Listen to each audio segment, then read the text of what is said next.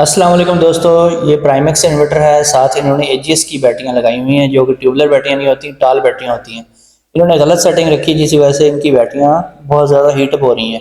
तो सेटिंग में एंटर होंगे, सबसे पहले आपने नंबर 1 की सेटिंग को जाना है। इसमें आपने एसयूबी रखा हुआ है इन्होंने, यानी कि वापडा शेयरिंग वाला मोड रखा हुआ है। तो इसको एसबीयू करेंगे तो बैटरी शेयरिंग वाला मोड चल पड़ेगा और दिन के टाइम वापडा बिल्कुल भी यूज़ नहीं होगी। और इसमें अगर आप एसबीयू करते हैं तो बैटरी शेयरिंग होगी, लेकिन फिर रात के टाइम बैटरी आपकी थोड़ी सी यूज़ होगी, उसके बाद आपका सिस्टम जो है वापडा पे कन्वर्ट हो जाएगा। लेकिन एसयूबी में सारा दिन वापडा चलेगी, रात के टाइम भी वापडा चलेगी, दिन के टाइम बस शेयरिंग में चलेगी। और 2 नंबर पे इन्होंने जो है सोलर से चार्जिंग के एम्पेयर रखे हुए हैं। ये 20 एम्पेयर हैं। पहले इन्होंने 30 रखे हुए थे, 20 भी किए, लेकिन बैटरियाँ फिर भी हीट होती रही हैं। तो अब इसका जो है करना यह है कि एम्पेयर्स का यहाँ पे कोई मसला नहीं है, आप ज़्यादा रखें या कम रखें, इससे कोई फ़र्क नहीं पड़ता।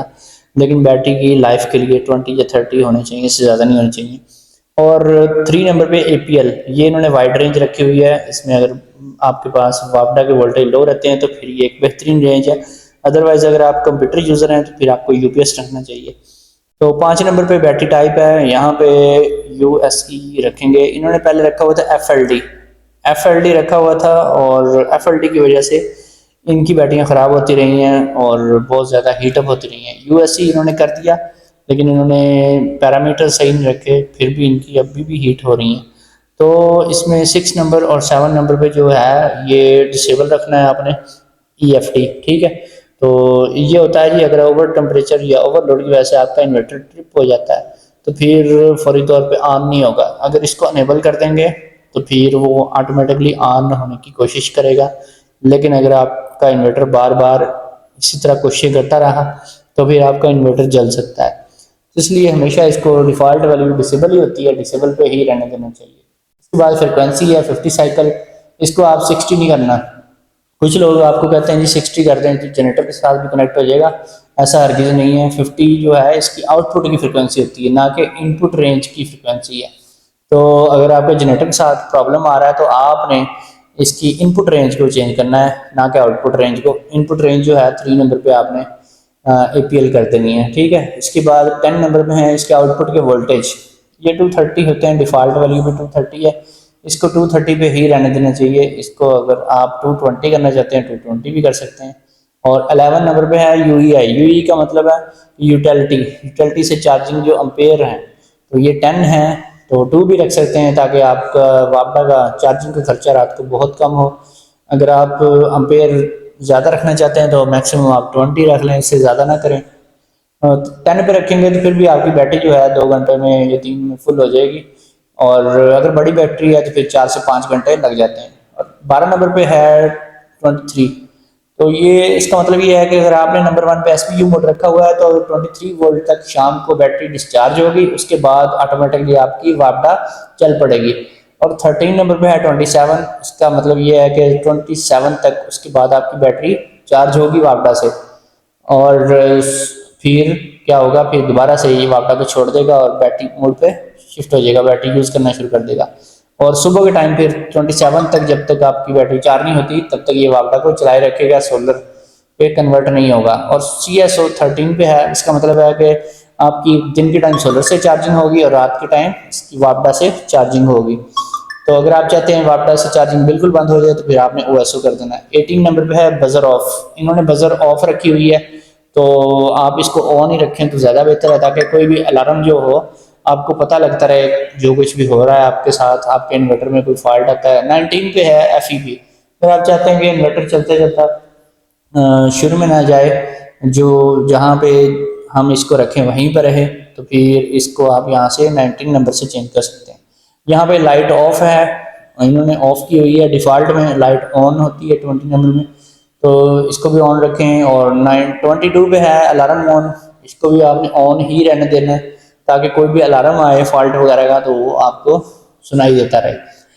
23 पे है बाईपास डिसेबल। तो ये डिसेबल रखें या इनेबल रखें, जितने भी इन्वर्टर्स IP21 में पाकिस्तान में आ रहे हैं इनमें ये वाली सेटिंग काम ही नहीं करती।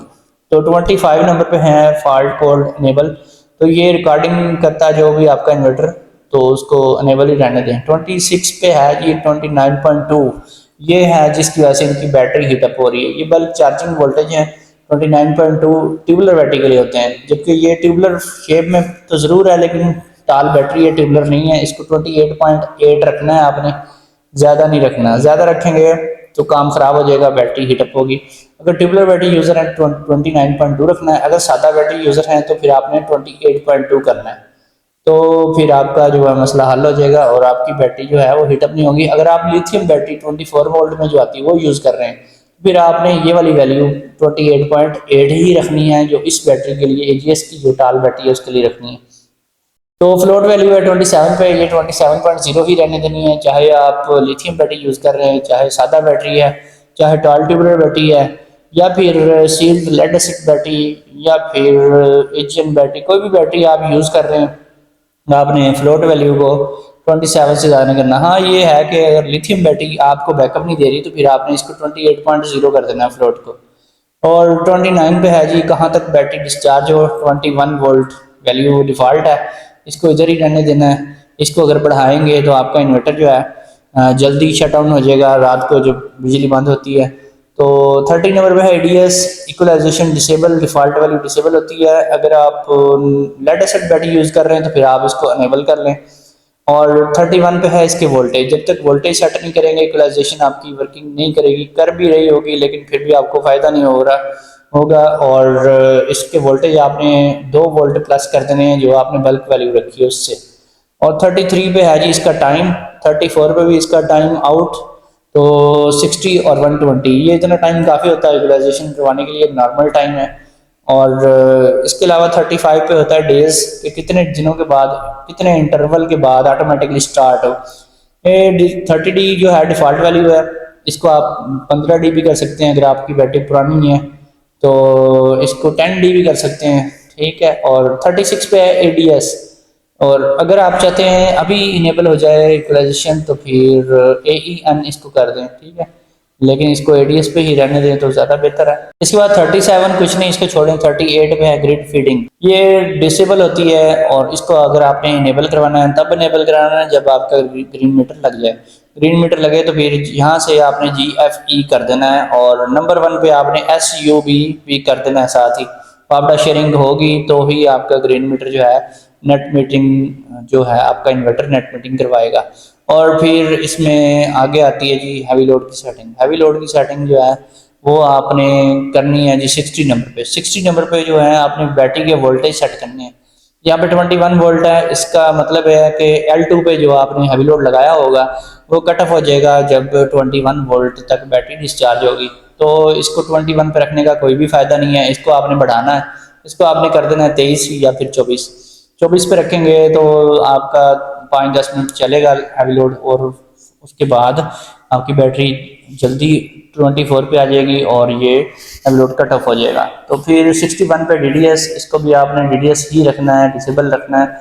62 पे है 0 to 23, इसका मतलब है कि 24 घंटे आपका जो है हैवी लोड वो बंद रहेगा। यहाँ से आप टाइमर लगा के उसको किसी खास टाइम के दौरान उसको बंद आप करवा सकते हैं। इसके बाद जी इसकी वोल्टेज की सेटिंग कि कितने वोल्ट पे हैवी लोड दोबारा ऑन हो जाए। 63 नंबर पे 24.7 रखा हुआ है, ये आपने 1 वोल्ट या 2 वोल्ट वैल्यू ज़्यादा रखनी है, लेकिन इसको 25, 26 या 27 वोल्ट नहीं रखना है। इससे फिर ये होता है कि दिन के टाइम भी जब आपकी बैटरी लो होती है तो हैवी लोड बंद हो जाता है जब तक बैटरी उतने वोल्ट तक चार्ज ना हो जाए। चार्ज होगी तो फिर वो चलेगा। 64 पे भी ये सेटिंग है इसकी कि आपने इसको किस टाइम पे बंद रखना है, तो ये 0 पे ही रहने दें, इसको आप चेंज ना करें। इसके बाद आ जाती है सेटिंग इसमें टाइम की। इसमें आपने मिनट सेट करने हैं, आवर्स सेट करने हैं, इसमें आपने डेज की सेटिंग करनी है, मंथ सेट करना है, ईयर सेटिंग करनी है, ठीक है। ये सेटिंग जो है ज़रूरी नहीं है, लेकिन अगर आप कर लेंगे तो फिर भी हर्ज कोई नहीं है। इसके बाद ये तकरीबन कोई 6-7 यहाँ पे नंबर्स हैं जिसमें ये सेटिंग होती है। उसके बाद है जी इसमें RGB लाइट जो है उसकी सेटिंग है, रेड ग्रीन ब्लू लाइट, ठीक है, उसकी सेटिंग है। उसमें जो पैरामीटर्स दिखाने का तरीकाकार होता है उसकी सेटिंग आ जाती है, लेकिन अभी ये आवर्स की सेटिंग है। और फिर ये सारी सेटिंग जो है इसके बाद वो आती है RGB लाइट्स की और डाटा प्रेजेंटेशन की सेटिंग आती है। इसका मतलब ये होता है कि किस तरीके से आपको डाटा प्रेजेंट किया जाए। आप यूज़र मैनुअल पर देखेंगे तो डिफरेंट टाइप्स की तस्वीर दी गई होती हैं कि आप फलां वैल्यू रखेंगे तो उस तरीके से आपको डाटा प्रेजेंट होगा। सबसे पहले आपको क्या दिखाया जाए, आपको चार्जिंग दिखाई जाए या फिर आपको आउटपुट सोर्स प्रायोरिटी का मोड दिखाया जाए, तो ये सारी चीज़ें इस चीज़ को नॉमिनेट करती हैं। इसके बाद जो एंड पे सेटिंग आती है, मोस्ट इम्पोर्टेंट सेटिंग है, वो अक्सर लोग नहीं जानते और उसी में गड़बड़ हो जाती है बाज़, और वो है जी इसके टाइमर्स की सेटिंग। लेकिन वो सेटिंग अगर आपने करनी है तो फिर आपने डेट मंथ ईयर वगैरह की सेटिंग लाजमी करनी है, टाइम इसका सेट करना है, तो फिर ही वो सेटिंग काम करेगी जब इसका कैलेंडर काम करेगा। ठीक है, तो वो आती है 99 पे और 100 पे। 99 पे जो सेटिंग है वो है आउटपुट सोर्स प्रायोरिटी की सेटिंग, कितने टाइम के बाद कौन सा आउटपुट का जो है मोड लग जाए, यानी कि आप टाइम चाहते हैं कि SBU चले और किसी टाइम पे आप चाहते हैं कि SU भी चले, किसी टाइम आप चाहते हैं कि ये USB के तौर पे काम करे, तो वहाँ पे आपने इसकी सेटिंग करनी है। इसके बाद 100 नंबर पे होती है इसकी चार्जिंग प्रायोरिटी की सेटिंग। उसमें भी टाइमर लगता है कि आपने कितने टाइम से लेकर कितने टाइम तक, फलां घंटे से लेकर फलां घंटे तक आपने जी इसमें CSO का मोड लगा देना है। उसके बाद जी या फिर आपने OSO का मोड फलां टाइम से लेकर फलां टाइम तक रखना है, या फिर आपने इसका जो दूसरा मोड होता है SNU का, यानी कि शेयरिंग से चार्जिंग बैटरी चार्जिंग चलती है, वो आपने किस टाइम पे रखना है। तो ये सारे आप यहाँ से छेड़छाड़ कर सकते हैं, लेकिन इनके साथ आपने ज़्यादा छेड़छाड़ नहीं करनी, अदरवाइज़ आपका इन्वर्टर जो है किसी खास टाइम पे आपकी आउटपुट को बंद कर सकता है, चार्जिंग को बंद कर सकता है। तो यहाँ से अक्सर ये सॉफ्टवेयर का फॉल्ट भी आ जाता है, तो यहाँ से जाकर अगर ये फॉल्ट आ जाए तो आपने इसको डिफ़ॉल्ट वैल्यू यानी कि इसको या तो 00 पे कर देना है या फिर 00 से 23 पर इसको सेट कर देना है, इन दोनों को 99 और 100 को, तो फिर आपका ये फॉल्ट रिमूव हो जाएगा। और मैंने कई जगहों पे ये फॉल्ट निकाला भी है उन इन्वर्टर्स का जिनकी आउटपुट नहीं आ रही थी, उन्होंने जी इसका सारा कुछ चेक भी करवा लिया, सर्विस सेंटर पे भी ले गए, सेटिंग वेटिंग भी हर तरफ से करवा ली, लेकिन असल मसला इन टाइमर्स का ही था। तो जब ये टाइमर्स क्लियर हुए तो उनका मसला भी हल हो गया। तो दोस्तों, अगर आपको सेटिंग की वीडियो पसंद आई है तो फिर अपने दोस्तों के साथ भी शेयर करें, और नेक्स्ट वीडियोस में मैं इंशाल्लाह आपको लोकल इन्वर्टर्स जो होते हैं उनके बनाने का तरीकाकार भी बताऊंगा, और उनमें जो फॉल्ट्स आते हैं और उनके ऊपर जो खर्चा आता है, जो उसकी टोटल डिटेल होती है, वो भी बताऊंगा। अच्छी सेटिंग करने के बाद आपने ये जो मेन स्क्रीन है इसको भी देखना है, और पहले भी देखना होता है, बहुत ज़रूरी काम है। यहाँ से आपको इसका डाटा मिल जाता है और आपको पता लग जाता है कि मैंने जो सेटिंग की है वो अप्लाई होगी है या नहीं। दोस्तों फिर मिलेंगे नेक्स्ट वीडियो में। ओके, अल्लाह हाफिज़।